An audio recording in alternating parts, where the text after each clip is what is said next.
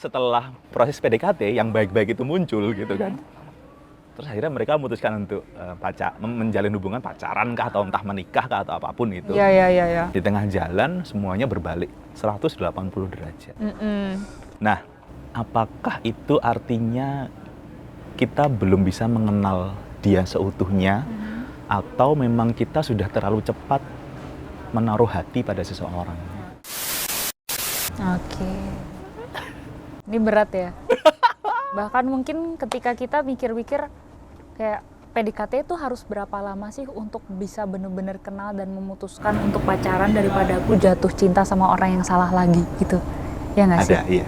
Nah, ada gitu juga. Ini tuh pembahasan ini pernah dibahas sama di kelasku. Beliau adalah dosen psikologi sosial. Beliau cerita saya sama istri saya udah menikah 30 tahun. Oke. Dan sampai saat ini pula saya belum benar-benar mengenal istri saya. Dalam artian manusia akan terus berubah. Begitu juga dengan seseorang yang kita harapkan sebagai pacar kita yang kita kenal sebulan, 2 bulan, 3 bulan dan dia bakal kayak gitu terus, ternyata enggak. Namanya manusia itu dinamis, statis. Enggak statis gitu ya.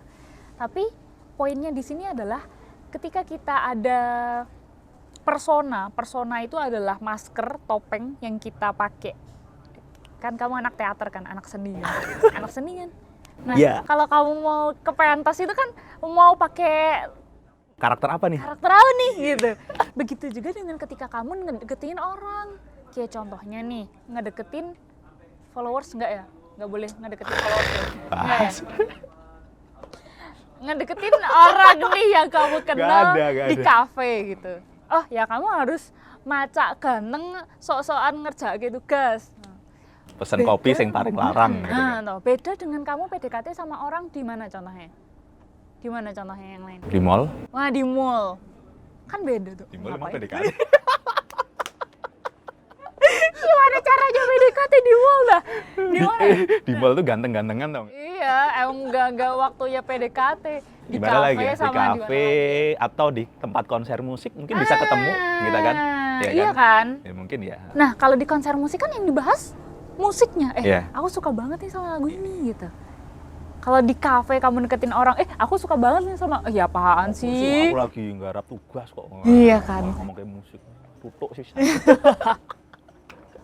Gitu, jadi kayak apapun yang kita lakukan ketika kita ketemu sama orang, kita bakal pakai sebuah persona atau masker gitu. Nah, ketika kita lihat ada teori namanya window jauh hari. Wih. Paham? Oke. Apa tadi? Teori window jauh hari. Window jauh hari. Tolong ini nanti dikasih penjelasan window jauh hari ki apa nanti dijelasin sama si. Aku nggak ngerti. Window jauh hari. Nah, window jauh hari. Jadi tuh sebenarnya manusia itu ada sisi di mana dia kenal sama dirinya. Oke. Ada sisi di mana dia nggak kenal sama dirinya. Ada sisi di mana dia kenal sama dirinya dan orang kenal sama dirinya. Ada sisi dia nggak kenal sama dirinya, tapi orang kenal sama dirinya. Oke. Ada sisi di mana dia kenal sama dirinya, tapi orang nggak kenal sama dirinya. Oke, berarti ada berapa? Ada 4 sisi. 4 berarti ya? Open itu adalah dia tahu, orang lain tahu. Terus habis itu kalau blind itu dia nggak tahu, tapi orang tahu. Hidden itu dia tahu, tapi orang nggak tahu. Terus sama unknown, nggak ada yang tahu sama sekali. Tadi mau bilang ya, oke. Nah, kotak yang open itu, yang dia tahu orang tahu, itu akan semakin membesar ketika kita terus berinteraksi sama seseorang. Oh, jadi istilahnya jendela ini akan terbuka lebar dikit-dikit. Jadi kalau misalnya jendela ini baru dibuka dikit gini, habis itu semakin kenal dibuka. Dikit-dikit, iya. Tutupnya kapan? Wah, nggak ada? Sampai maut. Oh, sampai maut. Terus. Nah, terus jadi wajar dong ketika kita kenal dari waktu ke waktu itu akan banyak sisi yang kita nggak tahu sebelumnya, terus kita jadi tahu. Bahkan mungkin orang itu nggak kenal sama dirinya, tapi kita udah lebih kenal pada dia sendiri. Contohnya nih, kan kamu ngerasa kalau kamu sambat terus ya. Waktu kita ketemu awal, kamu ngerasa kalau kok uripku sambat terus ya. Loh, tapi aku ngelihat itu adalah sisi kreatifmu loh mas. kamu bisa menggunakan sambat itu untuk memotivasi orang, membuat orang nggak sendirian gitu. Terus oh iya sih, berarti soko sambat iki aku duwe rezeki gitu. Akhirnya kamu bilang kayak gitu. Itu adalah sisi di mana mungkin kamu nggak sadar itu potensi kamu, tapi aku ngingetin kamu. Jadi kayak kamu, oh iya ini aku ternyata gitu. Terus itu part mana yang dilihat tadi? Itu tuh berarti part hidden. Hidden. Yang aku nggak tahu tapi orang lain bisa tahu. Ada? Nggak? Blind nggak sih? Blind ya? Kamu nggak tahu dan aku tahu. Ya. Dan aku mencoba untuk memvalidasi itu kan? Iya. Membuka jendelamu bahwa oke, ini aku. Oh ini Mas Ai. Oh gitu. Jadi lama-lama emang jendela itu akan terbuka ya. Dan pada proses ketika jendela itu terbuka, yang orang merasa bahwa kok ternyata orang yang ku kenal di awal malah begini itu hal yang wajar. Sebenarnya hal yang wajar. Cuma Tapi, yang gak wajar adalah ketika ternyata yang selama ini kita kenal tuh cuma topeng doang. Oke. Aku nggak tahu sih kamu pernah ngerasain nggak ketika kamu kenal sama orang, mungkin kenalnya di medsos. Wah, wongnya kayak gini, pencitraannya apik, tiba-tiba kenal, kok kayak Ini tuh. Pernah nggak sih? Pernah. Apalagi kamu kan sebagai orang yang senior ya di media sosial. Iya nggak sih? Nangannya gawa-gawa status, gawa-gawa umur dan segala macam gitu. Iya kan? Iya kan? Tak buntel godong loh gue suwi-suwi. Jangan dong, jadi nasi bakar nanti. Ayo makanya, oncalke pawon langsung. Iya kan? Ya. Makanya kayak gitu. Memang kita harus bisa memahami. Memang ada part-part dari manusia yang itu ada yang sudah terbuka, ada yang masih tertutup, ada yang masih tertutup banget, ada yang masih tersembunyi banget dan nanti seiring perjalanan yang kamu mengenal dia, kamu akan masuk ke dalam situ dan kamu harus siap dengan kejutan-kejutan yang kamu temui nanti. Quote FYP. FYP. Quote. FYP. Oke. Tadi kan kamu sempat ngomongin soal effort nih.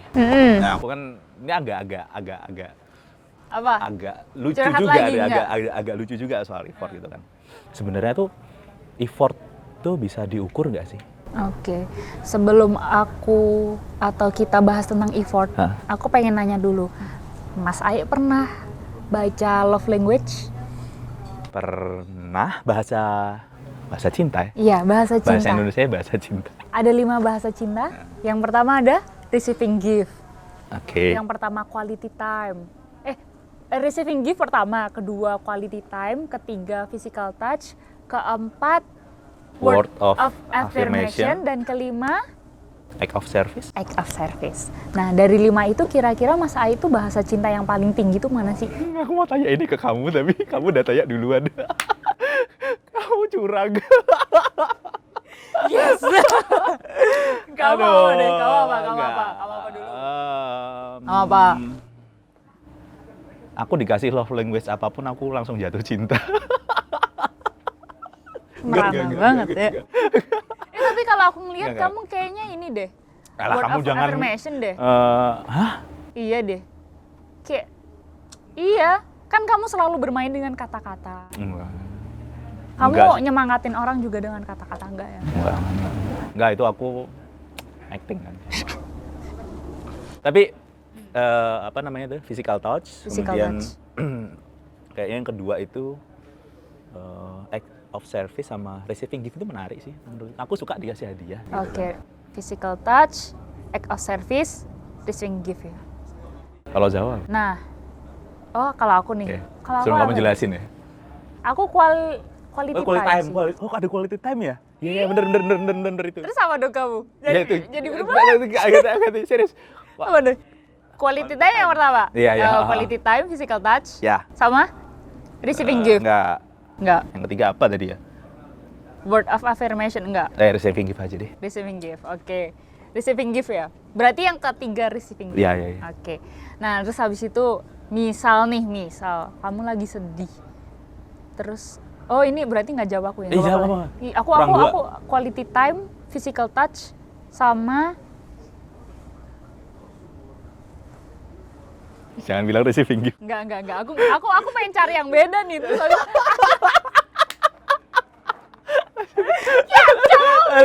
biar gak sama terus.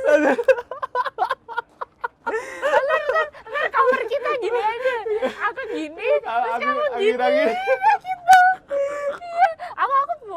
cari yang beda. Apa ya? Aduh, bosok tenan iki. Duwe kanca ngobrol kok ngene. Act of service. Enggak, aku Enggak, enggak kan? act of service. Kamu bisa sendiri ya? Iya, aku bisa sendiri. Aku juga mandi bisa banget, sendiri. coy. Bener. Jadi kalau Berarti- ada cowok yang Wah. Terus kamu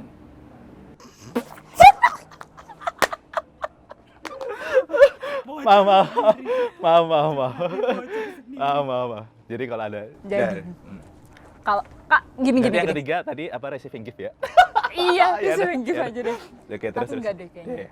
Word of affirmation. Oh ya, oke. Nah, nih misal nih, masalahku adalah kayak gini. Banyak orang yang bilang kalau cowok itu pengen banget untuk dibutuhkan.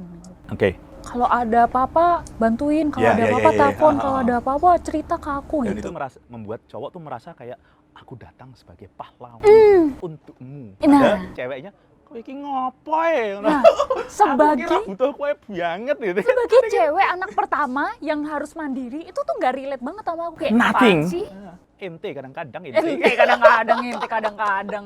Kamu kalau ada apa-apa bilangnya ke aku. Ente kadang-kadang gue bisa sendiri kok gitu kan. Iya. Nah, jadi menurut aku nih bisa jadi ketika kita ngerasa effort kita lebih besar daripada dia dan dia nggak effort sama sekali, jangan-jangan emang love language kita beda. Masuk. Iya Paham nggak aku sih? sekarang ya. Contohnya nih, kamu tadi yang pertama apa? Quality time ya. Terus ketika kamu sedih, mungkin quality time kamu pengennya ditemenin kalau kamu sedih. Ya. Tapi akunya ya udah deh aku anterin GoFood ya. Kan kayak Oh beda banget gitu. Itu iya malah kan? act of service ya. Malah Iya jadinya kan? dia- Receiving gift dong. ya udah receiving gift. Iya kan? Bener, Terus bener. kayak aku tuh pengen ditemenin kok malah cuma dikirimin ini doang sih, apa dia nggak sayang ya, apa dia nggak punya waktu ya buat aku. Nah, ya nggak? Ya. Masuk akal sih itu. Masuk Bener. akal. Berarti memang kalau kita ngomongin effort itu bisa diukur atau enggak, Iya. sebelumnya kita harus ngerti dulu nih love language pasangan kita tuh apa gitu. Bahkan sebelum kita tahu love language pasangan kita harus tahu love language Kita dulu. itu apa. Oh iya. Biar kita tahu bisa menyampaikan. Ya. pengennya apa gitu. Wah. Daging Aduh, banget. aduh, nih, aduh, daging aduh. banget. Daging banget. FYP. FYP. Berarti gini, aku nggak tahu apakah bertanya denganmu gitu kan? Misalnya gini, Mbak, love language-mu apa sih? Gitu. Apakah itu red flag atau enggak buat kamu? Gitu kan ada juga yang gitu. Oke. Ini orang kenapa sih kok tahu-tahu tanya love language-nya apa gitu kan? Iya. Itu red flag banget ini Iya, gitu kan. iya. Padahal harusnya kan dia cari tahu sendiri dan segala macam. Oh. Tapi kalau misalnya aku nggak tanya gitu kan atau nggak mencoba memahami, aku kan nggak ngerti. Nanti ketika sudah memutuskan untuk berhubungan, Iya. ternyata kita ada crash di Iya, bener, situnya, bener, terus bener. jadi masalah lagi. gitu kan. Bener. Sebaiknya gimana sih? Maksudnya ada nggak cara yang lebih fair buat pasangan gitu, buat bisa sama-sama saling mengetahui, oh love language-ku ini atau love language-ku ini. Oke. Nah, oke. Tadi kita berarti bicarain antara PDKT sama pacaran ya. Ya. Ini yang paling kita banget lah ya. Yeah. Nah, sebenarnya PDKT itu bukan tentang lama atau enggaknya PDKT baru pacaran. Tapi lebih ke kualitas PDKT kita tuh kayak gimana sih? Obrolan kita tuh kayak gimana sih? Apa obrolan kita kayak cuma tempat makan yang enak mana? Oh yaudah ke sana.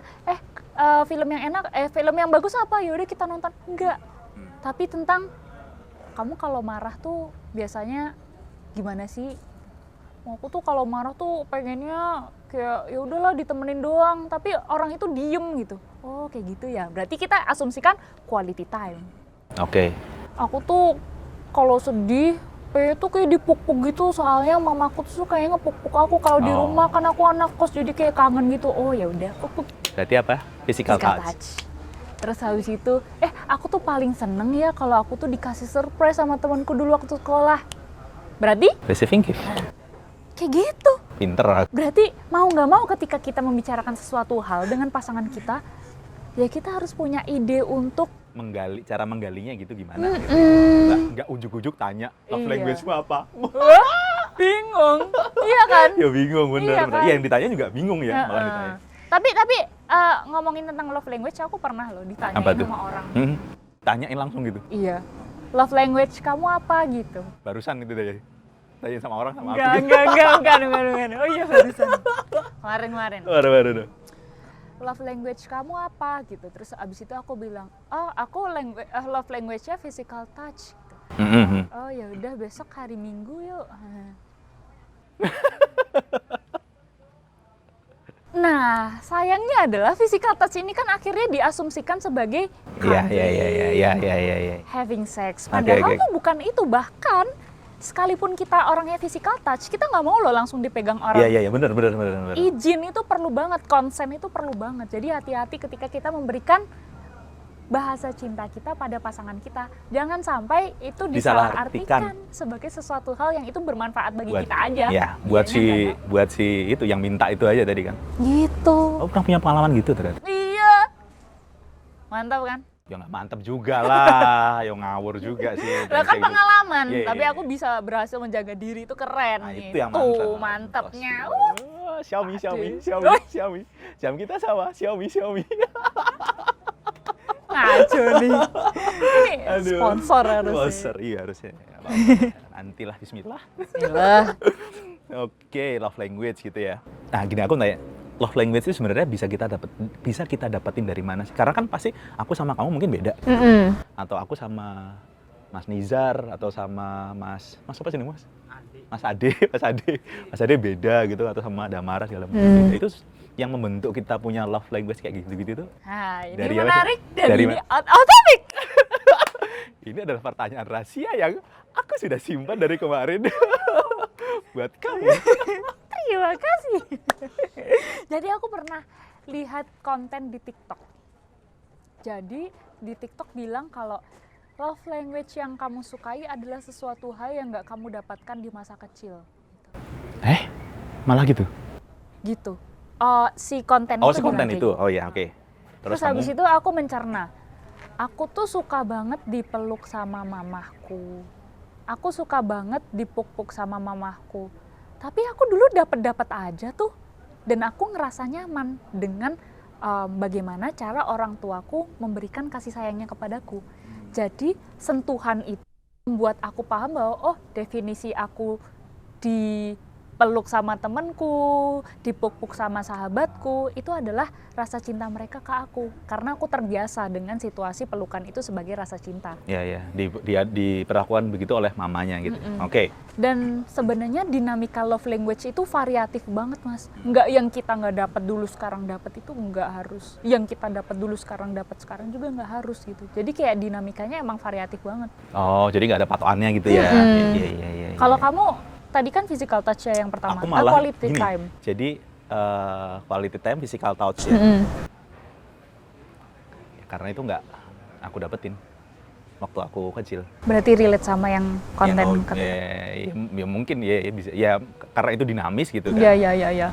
Quality time juga jarang gitu kan. Physical touch juga dilus-lus kepalanya tuh dari dulu tuh aku pingin gitu kan. Tapi ya udah karena nggak dapat, mungkin itu yang kurindukan gitu kan ya.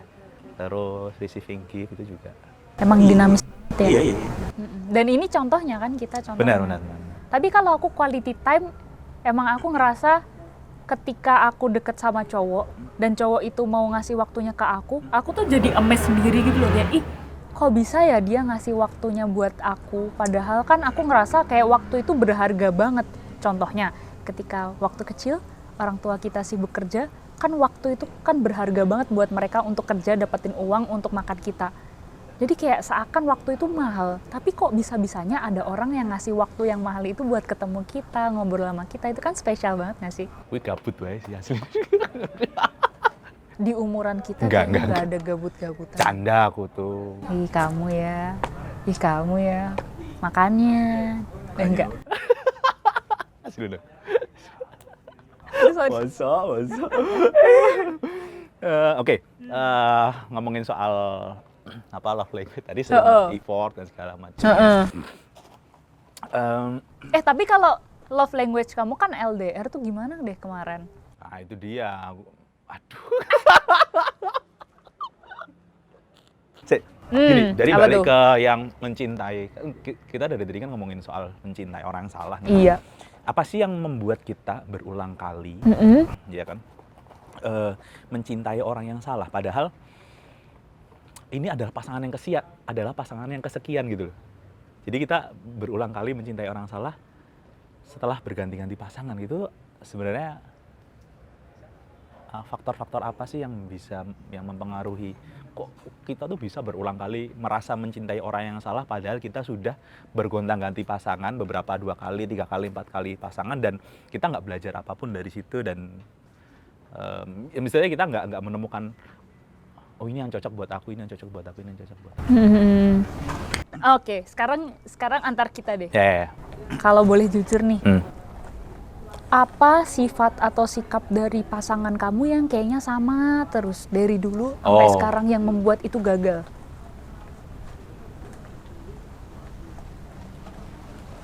Apa ya? Yang sama terus ya? Sifat kalau PDKT tuh aku ngerasa kayak, iya aku suka deh dimarah-marahin gini, berarti dia perhatian. Tapi kok marah-marah mulu? Kan ya kan yang kesel ya. namanya berlebihan itu nggak baik. Nah, kita ini sebenarnya tipikal orang yang avoidant attachment. Kayak kita tuh